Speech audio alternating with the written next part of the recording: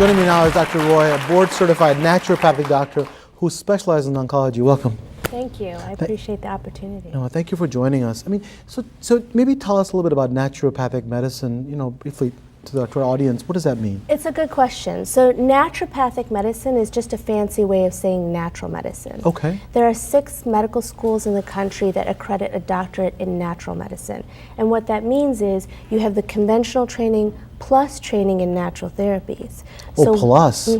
So what we're talking about with natural therapies would be vitamins and minerals, hormones, botanical therapies, clinical nutrition, and physical therapies. And then but you go through all the same stuff that we do as well? Exactly. So the first 2 years, the didactic are identical. Okay. So gross cadaver dissection, remember that? Yeah. Histology. I remember the smell. Yes. Oh, yes. Yes.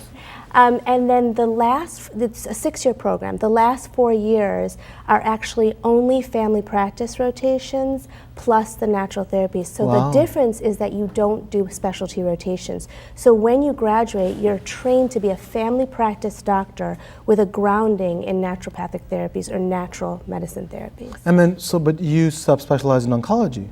So in order to specialize or subspecialize in oncology, you have to do 5 years postgraduate training as a fellowship in a cancer center. 5 years 5 after your years. 6 years. Mm-hmm. So Wow. I'm a lot older than I look, but She looks great though, doesn't she?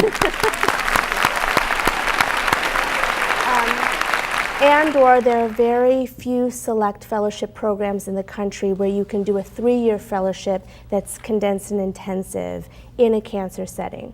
Now the difference, a naturopathic oncologist has to also take board exams, so you become a board certified fellow in the American Board of Naturopathic Oncology. But I don't treat cancer. I treat the side effects from chemotherapy, radiation, and surgery. Which are many and significant. And help patients to optimize outcomes. Let me ask you that. So people are wondering, so what can we do in this case, for example, what kinds of therapies, natural therapies, would be effective in doing that? So it depends. I mean, it's a very personal decision, and I'm not talking about someone who's found out that they're BRCA positive, but let's say we're talking about a family with, I have patients come to me who are just afraid of getting cancer because they've got a lot of family members who do have cancer. They've seen a genetics counselor, they're clear.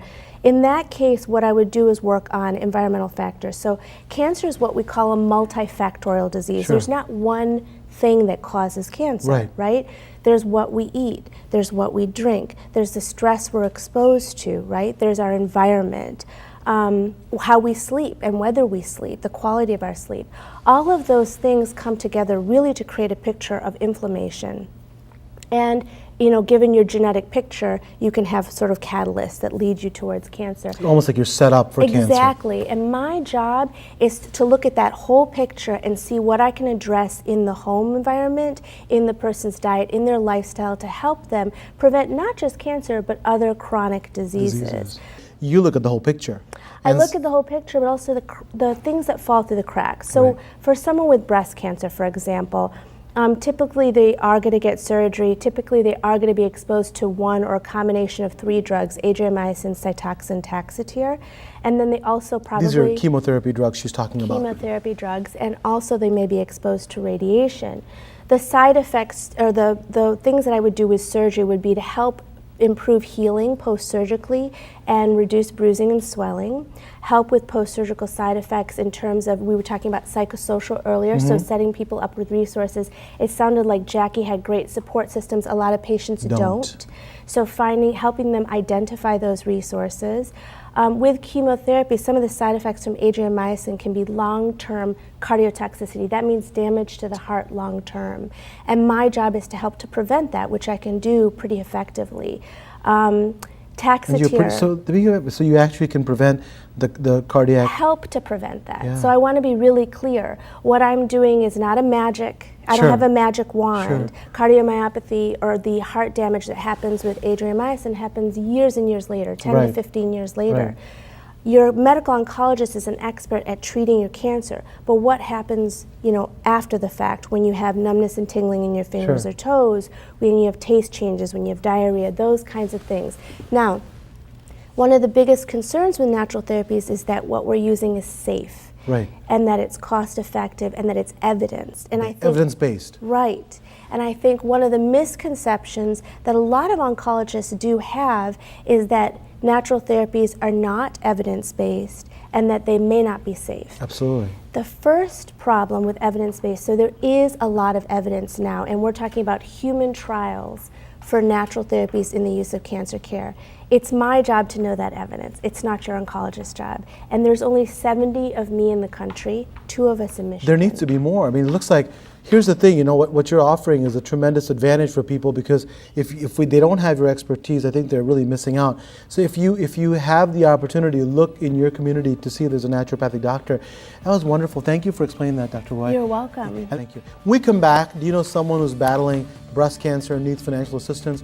We know someone who may be able to help. Next. So, when the question comes up, we decided to launch an organization that would make bill payments for women for 90 days for non-medical expenses.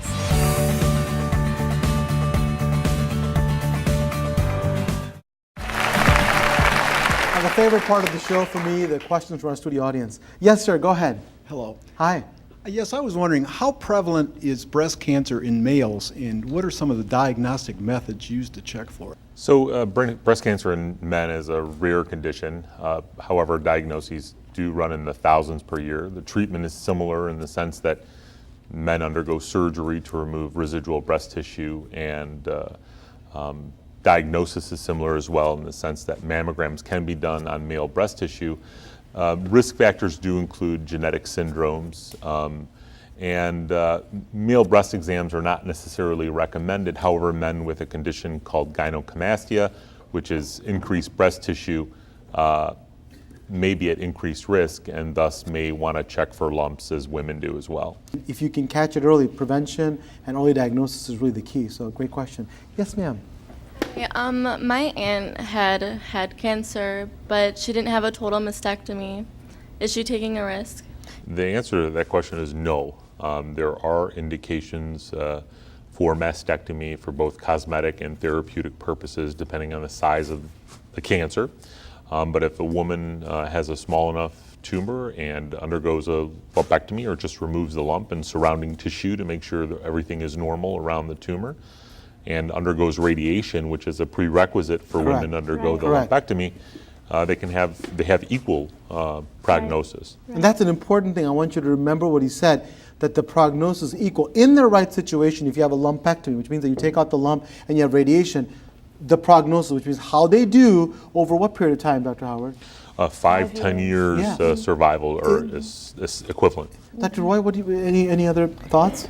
There's nothing that I would add to that. I agree. I mean, our data doesn't show us that there's a difference in prognosis. Yeah, and so it doesn't always mean, the key to that is this treatment of breast cancer is not a one treatment fits One all. size It's fits all. individual, and it's incredibly important to have a relationship with your oncologist, your medical doctors, and to find out what's right for you. And what you do is say risk and benefits. What's my situation? What is the treatment that's right for us? You can't go on the internet and talk to somebody who knows something and then make a decision for yourself. Thank you very much, Dr. Roy. Yes, Dr. Howard, I thank you. appreciate it. Thank you. Thank you. We come back, we'll have part of this prescription. Stay with us.